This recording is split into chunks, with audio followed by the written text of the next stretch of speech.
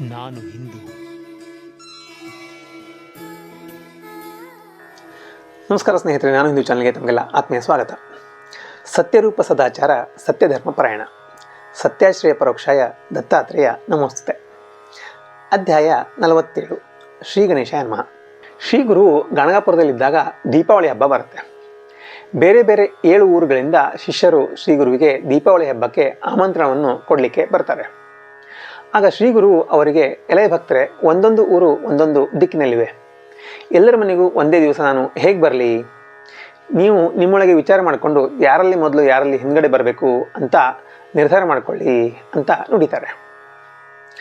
ಆಗ ಎಲ್ಲರೂ ಶ್ರೀ ಗುರುಗಳು ನಮ್ಮವರು, ಕಾರಣ ನಮ್ಮಲ್ಲೇ ಬರಲಿ ಅಂತ ವಾದ ಮಾಡಲಿಕ್ಕೆ ಶುರು ಮಾಡ್ತಾರೆ. ಅದಕ್ಕೆ ಗುರುಗಳು, ನಾನು ನಿಮ್ಮಲ್ಲಿ ಯಾರಾದರೊಬ್ಬರ ಮನೆಗೆ ಮಾತ್ರ ಬರ್ತೇನೆ, ವ್ಯರ್ಥವಾಗಿ ನೀವು ಬಡದಾಡಬೇಡ್ರಿ ಅಂತ ಹೇಳ್ತಾರೆ. ಆಗ ಭಕ್ತರು, ಗುರುವೇ, ಬಡವರು ಶ್ರೀಮಂತರು ಎಂಬ ಭೇದ ಭಾವ ಮಾಡದೆ ಎಲ್ಲರನ್ನೂ ಸಮಾನವಾಗಿ ನೋಡಿಕೊಳ್ಬೇಕು. ನೀವು ಉಪೇಕ್ಷೆ ಮಾಡಿದರೆ ನಾವು ಪ್ರಾಣವನ್ನು ತ್ಯಜಿಸ್ತೇವೆ. ನಾವು ನಿನ್ನ ದಾಸರಾದ ಮೂಲಕ ನಮ್ಮನ್ನು ಉದಾಸೀನತೆಯಿಂದ ನೋಡಬಾರ್ದು. ನಾವು ನೀವು ಹೇಳಿದಂತೆಯೇ ಕೇಳ್ತೇವೆ ಅಂತ ವಿನಯದಿಂದ ನುಡಿತಾರೆ. ಆಗ ಶ್ರೀ ಗುರು ಅವರನ್ನು ಕುರಿತು, ನಾನು ನಿಮ್ಮೆಲ್ಲರ ಮನೆಗೆ ಬರ್ತೇನೆ. ನಿಮ್ಮ ಮನಸ್ಸಿನಲ್ಲಿ ಯಾವುದೇ ತರಹದ ಸಂದೇಹವನ್ನು ಇಟ್ಕೊಳ್ಳದೆ ಹೋಗಿರಿ ಅಂತ ಹೇಳ್ತಾರೆ. ನಂತರ ಅವರಲ್ಲಿ ಒಬ್ಬ ಬಂದು, ಗುರುವೇ, ನೀವು ಎಲ್ಲರಿಗೂ ಬರುವೆನು ಅಂತ ಹೇಳಿದರೆ ನಿಮ್ಮ ಭರವಸೆಯನ್ನು ಯಾರು ಹಿಡಿಬೇಕು ಅಂತ ಕೇಳ್ತಾನೆ. ಆಗ ಶ್ರೀ ಗುರು ಒಬ್ಬೊಬ್ಬರನ್ನೇ ಕರೆದು ಅವರ ಕಿವಿಯಲ್ಲಿ, ನಾನು ನಿಮ್ಮ ಮನೆಗೇ ಬರ್ತೇನೆ, ನೀವು ಇದನ್ನು ಯಾರು ಕೂಡ ಹೇಳಬಾರ್ದು ಅಂತ ಕಟ್ಟಪ್ಪಣೆ ಮಾಡಿ ಎಲ್ಲರನ್ನೂ ತಮ್ಮ ತಮ್ಮ ಊರುಗಳಿಗೆ ಕಳಿಸ್ಕೊಡ್ತಾರೆ. ಅವರು ಒಬ್ಬರಿಗೊಬ್ಬರು ಏನೂ ಹೇಳದೆ ಹೊರಟು ಹೋಗ್ಬಿಡ್ತಾರೆ. ದೀಪಾವಳಿ ಬರುತ್ತೆ. ಗಣಗಾಪುರದ ವಾಸಿಗಳು ತಮ್ಮನ್ನು ಬಿಟ್ಟು ಬೇರೆ ಎಲ್ಲೂ ಹೋಗಬಾರ್ದು ಅಂತ ಗುರುವನ್ನು ಪ್ರಾರ್ಥನೆ ಮಾಡ್ತಾರೆ. ಆಗ ಶ್ರೀ ಗುರುಗಳು, ನೀವು ಚಿಂತಿಸಬೇಡಿ, ನಾವು ಎಲ್ಲಿಯೂ ಹೋಗೋದಿಲ್ಲ ಅಂತ ಹೇಳ್ತಾರೆ. ಧನತ್ರಯೋದಶಿಯ ದಿವಸ ಶ್ರೀ ಗುರು ಅಷ್ಟನಿರ್ಧಯಗಳನ್ನು ಧಾರಣೆ ಮಾಡಿಕೊಂಡು 7 ಜನರ ಭಕ್ತರ ಊರಿಗೆ ಹೋಗಿ ಹಾಗೂ ಗಣಗಾಪುರದ ಮಠದಲ್ಲಿಯೂ ಉಳಿತಾರೆ.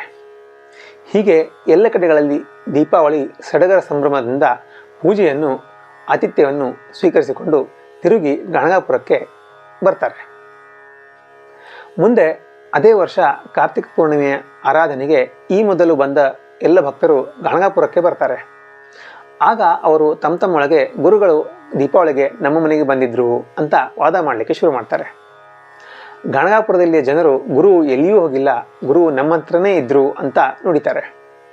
ಪ್ರತಿಯೊಬ್ಬರೂ ತಾವು ಗುರುವಿಗೆ ಕೊಟ್ಟ ಕಾಣಿಕೆಗಳನ್ನು ಕೂಡ ತೋರಿಸಲಿಕ್ಕೆ ಶುರು ಮಾಡ್ತಾರೆ. ಅವರಿಗೆ ಗುರುವಿನ ಅಪಾರ ಮಹಿಮೆಯು ಕಲ್ಪನೆಗೆ ಬರುತ್ತೆ. ಆಗ ಎಲ್ಲರೂ ಶ್ರೀ ಗುರುವನ್ನು ನಾನಾ ಪ್ರಕಾರದಿಂದ ಸ್ತೋತ್ರವನ್ನು ಮಾಡ್ತಾರೆ ಎಂಬಲ್ಲಿಗೆ ಶ್ರೀ ಗುರು ಚರಿತ್ರೆಯ 47ನೇ ಅಧ್ಯಾಯವು ಸಮಾಪ್ತಿ ಆಯಿತು. ಶ್ರೀ ಗುರುಭ್ಯೋ ನಮಃ. ಸ್ನೇಹಿತರೆ, ನಾನು ಹಿಂದೂ ಚಾನೆಲ್ ಒಂದು ಹಿಂದೂ ಧರ್ಮವನ್ನು ಪ್ರಸಾರ ಮಾಡುವುದು ಮತ್ತು ಹಿಂದೂ ಧರ್ಮದ ಬಗ್ಗೆ ತಿಳುವಳಿಕೆ ನೀಡುವ ಚಾನಲ್ ಆಗಿದೆ. ನೀವು ಈ ಎಲ್ಲ ವಿಡಿಯೋಗಳನ್ನು ಲೈಕ್ ಮತ್ತು ಶೇರ್ ಮಾಡಿದ್ರೆ ನನಗೆ ಪ್ರೋತ್ಸಾಹ ನೀಡಿದಂತಾಗುತ್ತೆ. ಅಷ್ಟೇ ಅಲ್ಲದೆ ನನ್ನ ಚಾನಲನ್ನು ಕೂಡ ನೀವು ಸಬ್ಸ್ಕ್ರೈಬ್ ಮಾಡಿ. ಸಬ್ಸ್ಕ್ರೈಬ್ ಮಾಡೋದರಿಂದ ಯಾವುದೇ ದುಡ್ಡು ಖರ್ಚಾಗೋದಿಲ್ಲ.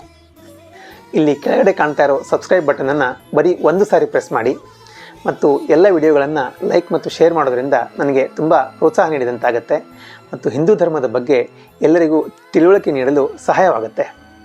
ನೀವು ಹೆಚ್ಚು ಹೆಚ್ಚು ಶೇರ್ ಮಾಡ್ದಂಗೆ, ಹೆಚ್ಚು ಹೆಚ್ಚು ಲೈಕ್ ಮಾಡ್ದಂಗೆ ಈ ವಿಡಿಯೋ ಎಲ್ರಿಗೂ ಮುಟ್ಟುತ್ತೆ, ಎಲ್ರಿಗೂ ತಲುಪುತ್ತೆ.